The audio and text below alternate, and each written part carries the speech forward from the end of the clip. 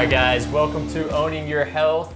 This is a podcast where ultimately our goal is to help you become your own health expert. This is the one and only Dr. Holly Loveless. Hi. And I'm Dr. Kyle Loveless. And today we're going to talk about something that has become very famous or very, very popular for many years now on an eating plan wise. There's so many eating plans out there, and I think there's a lot of confusion. One of my favorite, if you want to call it an eating plan or techniques to follow when it comes to eating, is what we're going to talk about, which is intermittent fasting. And so, Dr. Holly, I know you haven't done a lot of intermittent fasting lately because you've been pregnant or breastfeeding for 5 years, so I'm not going to recommend intermittent fasting when you're pregnant or breastfeeding, so we can start with that. But it's something I've done off and on for many years, and I can tell you when I intermittent fast, and anyone out there that's listening probably would agree with me on this, is that your energy levels are skyrocketing when you're in that intermittent fasting zone. And so there's so many different ways to do this. There's so many different ways to start with this, and everybody will typically start at a different level. So Dr. Holly, let me start with, let me ask you the question, what is actually intermittent fasting? So true intermittent fasting is picking a window of time that you are going to eat your meals in, whether it's going to be 1 meal, 2 meals, or 3 meals, and allowing your body to rest and digest on the outside of those windows. And the true goal is to get to a point where you're eating when you're hungry instead of the traditional standard American snacking. Did you just say you're eating when you're hungry? Yes. That's eating when you're hungry. Not eating when you're bored, not eating when you're sad, not eating when you're happy, eating when you're hungry. So the first step is, how do you know when you're hungry and versus when you're bored versus when you're thirsty versus all that? So one, many people eat when they should be drinking. So make sure that you're drinking enough water. So they say half your body weight in ounces in terms of water, making sure you're hydrated. But true hunger would be you feel a little lightheaded, you feel a little weak, you might get a little pain in your stomach, you might be a little like anxious or shaky almost. And that's when your blood sugar has truly dropped and you need to refuel. From my experience, intermittent fasting, I'm going to have to disagree.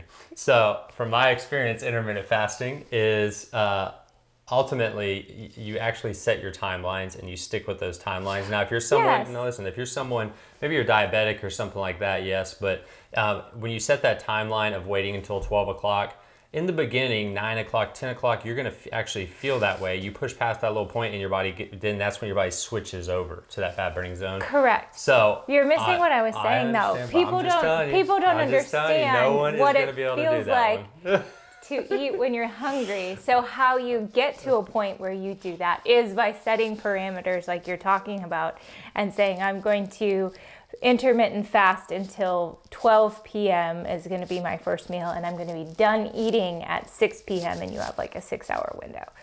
Yes. That's what you're talking about. The intermittent fasting is setting up the stage for your body to start to hear the hunger cues and starting to be more intuitive and understanding and listening to your body. Okay. Well, let's move on to what intermittent fasting is. Let me just read what John Hopkins has to say about that. Just so you guys know, we talked about this before the show, and that's just something we disagree on. So how does intermittent fasting work? Let me see, what is it? Okay, so what is intermittent fasting? Many diets focus on what to eat, but intermittent fasting is all about when you eat. And so it's really timing out your eating and going through periods of fasting. It's something that I believe God created us to do from the beginning. You know, we don't have this big cabinet of food in the beginning that we could just eat from all the time. And so we kind of live in this, this world of immediate pleasure. We live in this world of just not even just abundance, but just too much stuff and food.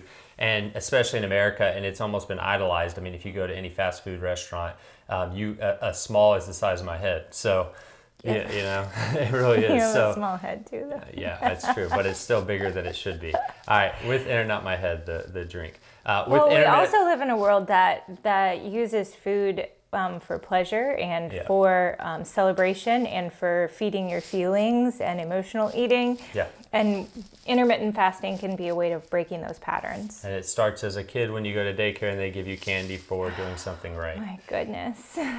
So I wish they would do that. But it says here on John Hopkins, with intermittent fasting, you Only eat during a specific time. Fasting for a certain number of hours each day or eating just one meal a couple days a week can help your body burn fat, and scientific evidence points to some health benefit as well. And I always like some of the medical stuff when they put it on here. They don't want to say like what it really does, because they have to be like, oh, the research says this. Well, it's interesting. They kind of pick and choose the research, but I'll tell you this, that intermittent fasting, in my opinion, is way better than the majority of medications in terms of helping your body, not majority, all medications in terms of actually getting your body to a healing state, not just getting rid of some symptoms. So do you want to go to what physiologically happens when you're intermittent fasting? Sorry, I said that again. I was reading on here. Yeah. Can you go through physiologically what happens when you intermittent fast?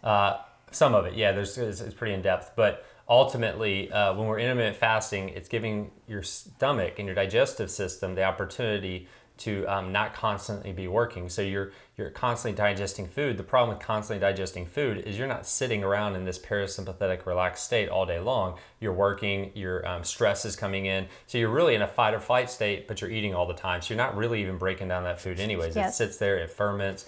And that's a lot where a lot of our gut problems come from. So that period of time when you're not eating, your body's not focusing on just constantly having to break down things and digest food. It's actually working to use that energy. And it also helps with something called apoptosis, which is actually, it helps cell die off, which our cells are constantly dying off and new cells are being replaced. Well, when your body's not constantly worried about eating food, it can now shift over into getting rid of things like cancer cells or cells that are denatured and moving into that cancer cell mode. And so it's amazing for just overall immune strength. They've shown that it's kind of like that idea of starve the fever, right? Yeah. And you're not necessarily trying to get rid of the fever. Yeah. You're starving your body so that it can focus and not focus, but the strength and the energy goes to fighting off that virus or whatever else is there. So that's one of it. The other is it gives the opportunity to shift into a more of a fat burning state than a constant glucose state where our insulin levels stay on rise all the time. So our insulin levels. I learned that if your body's releasing insulin, it won't produce and make growth hormone. If your body's producing insulin in the moment. Yes, when it's in that moment. Okay. So like you eat something, it's glucose, and then your body releases insulin so that it can break down the glucose, and then it will not produce growth hormone at that time. So if you're eating all day, you're not releasing growth hormone, which is the most important one for building muscle and burning fat. That makes sense. And so that constant insulin, we're always eating food, we're always snacking. It's always, I mean, if you really thought about how many times a day you eat, most people, I mean, it's like every hour. Some people it's 2 hours, but it's still like all the time something's going in our body. So our body's constantly having to produce this insulin. Cells are constantly being bombarded with insulin so that it can get the glucose into the cell. And eventually that cell, those receptors start to break down. You become insulin resistant. Right. That affects what's called leptin. That affects other hormone levels. I mean, when insulin goes up, cortisol goes up, which is going to affect progesterone, which is going to affect estrogen. And so again, there's this whole bombardment thing. Most issues with women hormone issues like things like PCOS, endometriosis, they really go back to insulin, and that's why they give metformin for PCOS, which I don't agree with at all. But I also read that women that have really heavy periods, that this can be effective for, because it's helping reset the hormone cascade, and it's reducing the release of the insulin, the growth hormones go up, and then cortisol goes down, excuse me, and you can reduce the amount of bad estrogens that are being produced. Yep. So just checking our time. Go ahead. So logistically, if somebody was going to start doing intermittent fasting, where would you say they should start? Well, let's talk about who should do it. Okay, first. Who should do it first? So, are you a candidate? Raise your hand. Yeah, we're all. I mean, most people can benefit from intermittent fasting. The people that really shouldn't do it is someone that. Like as a diabetic, you just want to be careful with it. You want to make sure you're monitoring blood sugar levels. Someone that maybe has, maybe a pregnant mom, somebody that's pregnant shouldn't be doing it. Somebody that's breastfeeding, you just need that glucose in that certain, these foods and nutrients. But really anyone else really can intermittent fast. It's amazing for things like autoimmune diseases. So one of the best, I don't call it treatment, but one of the best things you can do for an autoimmune disease is actually fast. It can help reset the immune response. Same thing with, and not just intermittent fasting, but that's kind of what we're focused on today. It's amazing for testosterone levels for men to get their testosterone up. Fasting will really do a huge job on helping your testosterone. One of the killers of testosterone is sugar. Right, and that high insulin levels. And so if you're reducing that, your testosterone is going to be stronger. It's amazing for the liver detoxification pathways and everything else. What else is there? So weight loss, obesity, that's a huge one. Pre-diabetics, amazing to prevent diabetes and reshift the body. Cancer, it's a big thing they'll do with cancer is fasting. The list goes on. So the thing is, though, as a female, the intermittent fasting window needs to stay a little bit larger or longer than a male. Is that true? You mean the eating window? Yes. Honestly, not necessarily. I would say if for fasting, for women, I wouldn't do a 72-hour fast, whereas I'd say men many times can do that, because it's just, that is actually it's a bring stress. That actually creates a lot of stress. You can handle a certain amount of stress, right? I mean, just think about this. Think about, back in the biblical days. Yes. And there's times where they didn't have food, right? Yes. So I think God created men and women to be able to go periods of time without food. And just think about sleeping. If you sleep 9 hours a night, well, you're going without food for 9 hours a night, and your body's doing a lot of actually work at that time.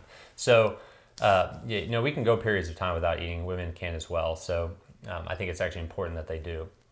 So my suggestion, if you're starting out for your first time intermittent fasting, is agreeing with Dr. Kyle, just removing the snacks. So picking 3 times a day that you're actually going to eat your meals. And ideally, you would be following a nutrition plan that fits you best. So whether it's anti-inflammatory, whether it's keto, whether it's paleo, whatever your healthcare provider has recommended or fits and suits your body, but the best. Non-inflammatory, something that's keeping non-inflammatory, gluten out, soy out, dairy out, corn out. Sugar, as much sugar as possible. Right, so go from not snacking at all, 3 meals a day, and then picking your 8-hour window that you're eating. So if you're going to eat for 8 hours, you're going to eat your meals within an 8-hour window. Maybe you don't start eating until 10 o'clock and then you finish at, it would be 4 o'clock. Or you don't start eating until 11 o'clock and you finish at 5 o'clock. And then from there, the next level would be going to only using a 4-hour window. So then you would not eat until 2 o'clock and you would be done eating at 6 p.m.